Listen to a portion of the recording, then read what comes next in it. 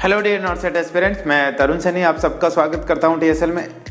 आज हम बात करेंगे एक कॉमन प्रोसीजर की जो हर नर्सिंग स्टूडेंट को, फार्मेसी स्टूडेंट को, मेडिकल स्टूडेंट को, सभी को आना चाहिए। वो है ब्लड प्रेशर मेजरमेंट, कि कैसे ब्लड प्रेशर मेजर किया जा सकता है। तो देखिए, ब्लड प्रेशर मेजरमेंट के दो तरीके हैं।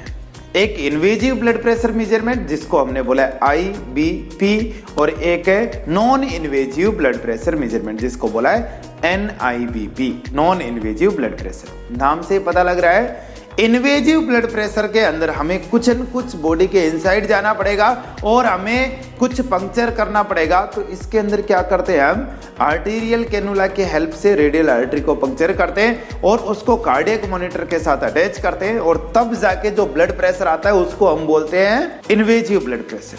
ध्यान से समझिएगा, invasive blood pressure most accurate blood pressure reading होती है, और ये रीडिंग आपके किसी भी क्रिटिकल असेसमेंट के लिए काम में ली जा सकती है, बट इसके लिए कार्डियक मॉनिटर होना जरूरी है। सेकंड आपके है non invasive blood pressure measurement, NIBP measurement. NIBP measurement के लिए जो चीजें नीडेड है, इंस्ट्रूमेंट नीडेड है, उसमें सबसे पहले कोई चीज है तो स्फिग्मोमेनोमीटर। जी हाँ, इसको हम BP एपरेटस भी बोलते हैं, और स्टेथोस्कोप। ये दो चीजें जरूरी है मेजर करने के लिए। अब ध्यान से समझिए कि दोनों के अंदर जो कॉमन क्वेश्चन आता है वो आता है कि कौन सी पोजीशन बेस्ट रहेगी। तो मैं बोल रहा हूं आपको कि इन्वेजिव ब्लड प्रेशर मेजरमेंट के लिए बेस्ट पोजीशन रहेगी सुपाइन, और non invasive blood pressure measurement के लिए बेस्ट पोजीशन रहेगी वो होगी अपराइट पोजीशन और सिटिंग पोजीशन। तो अब हम बात करते हैं non invasive blood pressure measurement की, NIBP measurement.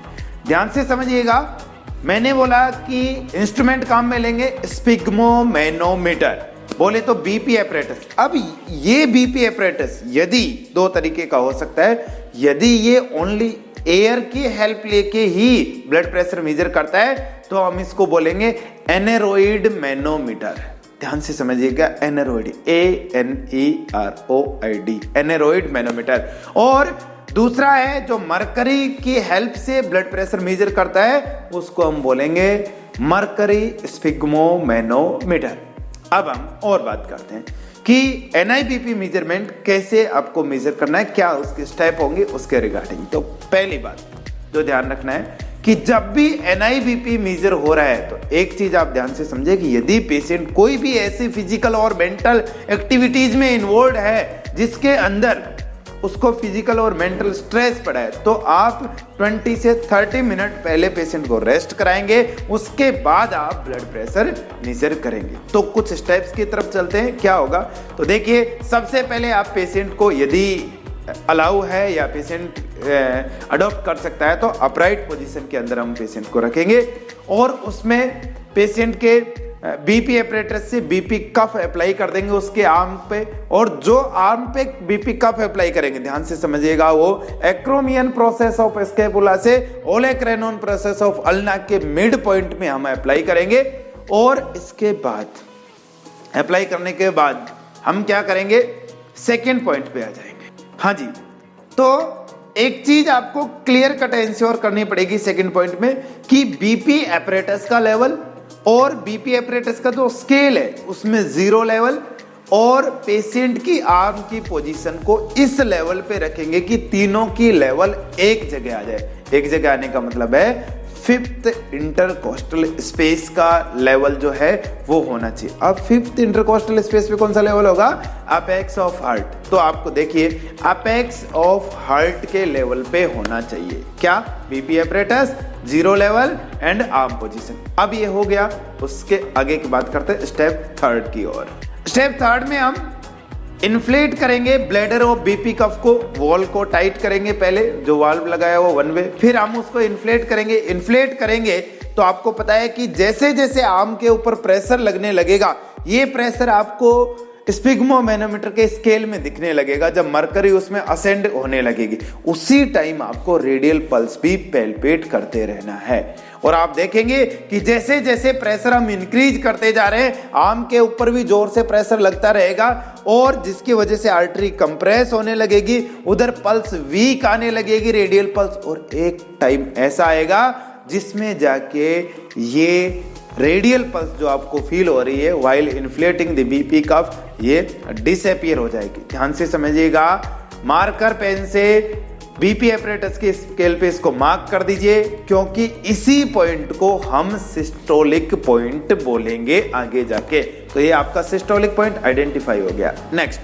Step, systolic point जैसे आइडेंटिफाई हो जाएगा, दो चीजें यहां पे होगी, एक तो रेडियल पल्स एब्सेंट हो जाएगी, बट आपको यहां से और 20 to 30 mm ऑफ Hg और इन्फ्लेट करना है। अब आपको पता है कि जब सिस्टोलिक पॉइंट पे आर्टरी की वॉल कंप्रेस हो गई है, जो ब्रेकियल आर्टरी यहां से जा रही है, तो पल्स नीचे नहीं आ रहे, रेडियल पल्स भी आपको फील नहीं हो रही है, और 20 to 30 mm ऑफ Hg और आपने इन्फ्लेट किया, तो उसके बावजूद भी रेडियल पल्स नहीं आएगी, क्योंकि और जोर से प्रेशर लगा है। अब आपको इसके बाद स्टेथोस्कोप लेना है, उसको ऑन करना है, ऑन करने के बाद आपको ब्रेकियल पल्सेशन साइट पे जेंटली प्रेस करना है। जैसे ही आपने ब्रेकियल पल्सेशन साइट पे प्रेस किया है, अब आप क्या करेंगे कि जो मरकरी हमने इन्फ्लेट किया था, जो बीपी कफ हमने इन्फ्लेट किया था, जिसमें मरकरी असेंड हो रहा था बीपी एपरेटस में, उस वॉल को धीरे धीरे रिलीज करेंगे, और रिलीज करने की स्पीड होगी दोस्तों 2 to 3 mm ऑफ Hg पर सेकेंड। इससे धीरे धीरे रिलीज करेंगे और स्टेथोस्कोप से सुनते जाएंगे, ठीक है। अब जैसे ही ये सिस्टोलिक पॉइंट से 1 mm ऑफ Hg भी नीचे आएगा, तो तुरंत क्या होगा, आर्टरी की वॉल जो बहुत पास में आ चुकी थी वो धीरे धीरे सेपरेट होने लगेगी, और लेफ्ट वेंट्रिकल की तरफ से जो ब्लड आ रहा है वो रस करता हुआ आर्टरी की तरफ जाएगा, रेडियल आर्टरी की तरफ जाएगा, और ये जो अबनॉर्मल एक्सर्शन होगा आर्टरी के वॉल और ब्लड के स्ट्रीम के बीच में, ये एक साउंड प्रोड्यूस करेगा, जिसको बोलते हैं कोरोकोफ साउंड, KOROTKOFF, कोरोकोफ साउंड। ध्यान से समझिएगा, ये कोरोकोफ साउंड जो स्टार्ट होगी वो सिस्टोलिक पॉइंट से स्टार्ट होगी, बट एक बार अपीयर होने के बाद ये तुरंत डिसअपीयर हो जाएगी, और उसके बाद कुछ टाइम बाद ये रीअपीयर होगी। ये आपको ध्यान से समझना है। वो पॉइंट जिससे ये पहली बार अपीयर हुई है, ठीक है, उसके बाद ये डिसअपीयर हो जाएगी, और वहां से जो रीअपीयर होगी, इन दोनों के बीच का जो गैप आ जाएगा, उसी को हम बोलेंगे ऑस्कल्टेटरी गैप। क्योंकि ऑस्कल्टेशन जब हम कर रहे थे, कोरोकोफ साउंड सुनाई दे रही थी, उसी टाइम पे जो ये गैप आया है, इसको बोलेंगे ऑस्कल्टेटरी गैप। और दोस्तों ये auscultatory gap 4 to 12 mm of Hg normal होता है।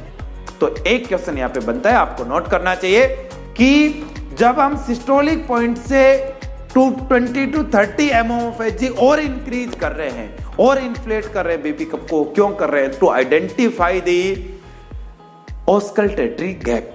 तो ऑस्कल्टेटरी गैप का मतलब समझ में आई गया आपको। अब हम क्या करेंगे कि और धीरे धीरे उसको डिफ्लेट करते जाएंगे, और जहां पे ये कोरोकोफ साउंड बिल्कुल डिसअपीयर हो जाएगी, फाइनल डिसअपीयर हो जाएगी, उस पॉइंट को बोलेंगे डायस्टोलिक पॉइंट। और दोस्तों इस पॉइंट को मार्क कर दीजिए, सिस्टोलिक पॉइंट जहां पे रेडियल पल्स एब्सेंट हुई थी, कोरोकोफ शुरू हुई थी, उस पॉइंट को, और डायस्टोलिक पॉइंट जहां पे कोरोकोफ साउंड डिसअपीयर हो गई थी, जहां पे डिसअपीयर हो गई, उसको बोलेंगे डायस्टोलिक पॉइंट। दो जो अपर पॉइंट है उसको बोलेंगे हम सिस्टोलिक पॉइंट, और जो लोअर है जहां पे कोरोकोफ साउंड डिसअपीयर हो गई, उसको बोलेंगे डायस्टोलिक पॉइंट। और सिस्टोलिक पॉइंट आपके रिप्रेजेंट करेगा सिस्टोलिक ब्लड प्रेशर को, और डायस्टोलिक पॉइंट रिप्रेजेंट करेगा डायस्टोलिक ब्लड प्रेशर को। तो ऐसे आप ब्लड प्रेशर मेजर कर सकते हैं। अब मान लो आपसे ब्लड प्रेशर मेजर करते हुए कुछ गलती हो जाती है, तो आप इसको 1 मिनट में फिर से पूरे प्रोसीजर को रिपीट कर सकते हो। तो ये ब्लड प्रेशर मेजरमेंट का एक तरीका था। उम्मीद करता हूं आपको ये समझ में आया होगा। और भी ऐसे वीडियोस के लिए आप सब्सक्राइब कीजिए TSL तरुण सैनी लेक्चर्स। और यदि आपको कोई पेड सर्विसेज चाहिए, नर्सिंग ऑफिसर कोचिंग या किसी भी तरह की और कोचिंग सर्विसेज चाहिए, तो भी आप डिस्क्रिप्शन में दिए हुए लिंक पे आप क्लिक करके TSL मोबाइल एप्लीकेशन डाउनलोड कर सकते हैं। आज के लिए इतना ही। Thank you so much. जय हिंद, जय भारत, वंदे मातरम।